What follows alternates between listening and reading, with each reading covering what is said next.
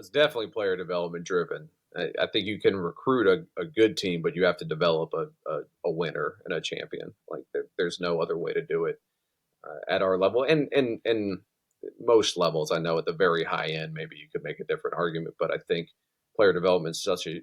That's why guys go to college, right? If they were ready to, compete against the grown men for money, then they have that opportunity, which I think is good. College is about where you polish your game, and we certainly want to be a part of that. I would say, Trevor, number one, being in conversation with the people who are working with our players in the off season is vital. Like you have to keep those lines of communication open. You got to be respectful of each other. There again, that's a thing where there's no reason for that to be a conflict, in my opinion. Everybody just wants the players to contribute to team success. And honestly, the only time it becomes a real issue is if people are, I think, hunting credit that really should go to the player. Like I think if a guy plays well for us, then it's his credit. It's his work. It's his talent. He built it, and we need to be grateful to be a part of it, rather than try and feel like we're steering that ship.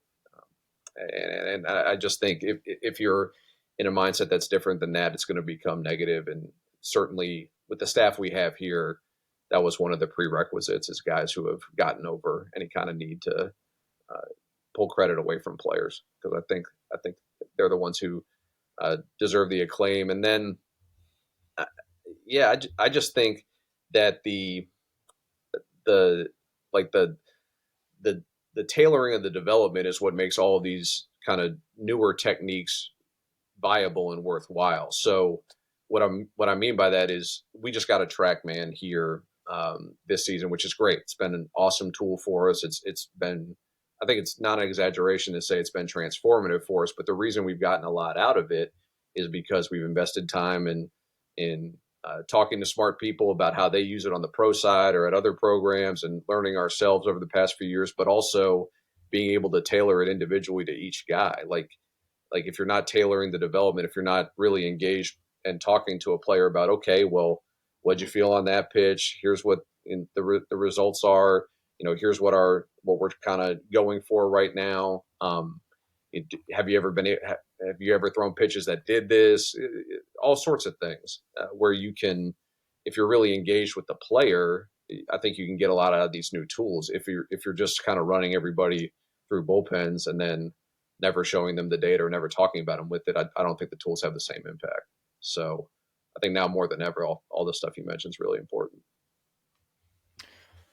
And then going and to your point, then leveraging it, right? Like it's great to have the resources, but then understanding how to leverage them to your benefit. And, you know, at a mid major, you might not have all of the resources that some of the Power Five schools do, where leveraging those resources is great. Because, you know, we were with Wake Forest yesterday, they've a 22-man analytic team, right? Like that's just not possible everywhere you go. So then do you find that you kind of have to understand what you and your staff have the resources to do and the buckets you can place them in? And kind of where my head is going with this is I always thought about, you know, you do only have X amount of hours. And on the pitching side specifically, which I know you obviously have the background in, like for me, it was like, well, I think that developing pitchers is a lot easier with the time I have than developing velocity.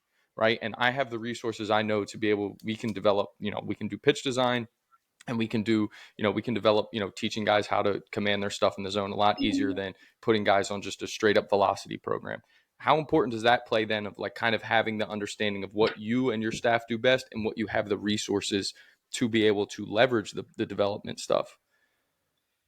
It's a good question. I think I would attack it a different way, and we have attacked it a little bit of a different way here at UMBC. And to me, the standard is the championship standard. We want to win the American East Championship. We want to play in regionals. We want our guys to know what that feels like. We want our guys to be able to look back on their career having achieved that, and then you work backwards from that.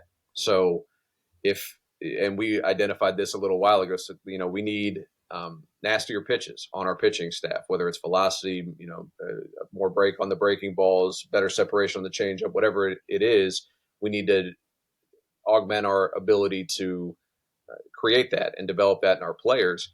And working backwards from that, then you you just kind of solve for X, right? Say, okay, if we need to do that, then what's that going to take? Well, we're going to need real time like ball flight data. Okay, well, what's the best way to get that? Well, we need a TrackMan. Okay, how do we get a TrackMan? Well, we need some money. So we went out, we raised some money for it, and the alumni helped us out, and um, we were able to generate some revenue a few different ways, and now we have a TrackMan, and the next step was to get a camera where we could see the ball come off the guy's hands a little bit better, and we were able to find a solution for that, and it's just solving for what you need, in my opinion. I think if you think about it in terms of, well, we're only capable of what's in this box. What can we do in this box? I think that's, um, and I don't mean to attack the question here, Dan, but it's a little bit of a failure of imagination, right? I think then you're in a cycle where you're just being what maybe people on the outside think, UMBC baseball is capable of, or a mid major is capable of. And I don't think that. I think that we're capable of far more than I'm sure anybody outside of our program thinks we are. And that's okay, right? But it's only going to come from being able to imagine a future where we can develop guys that can do the things that will deliver us to those goals.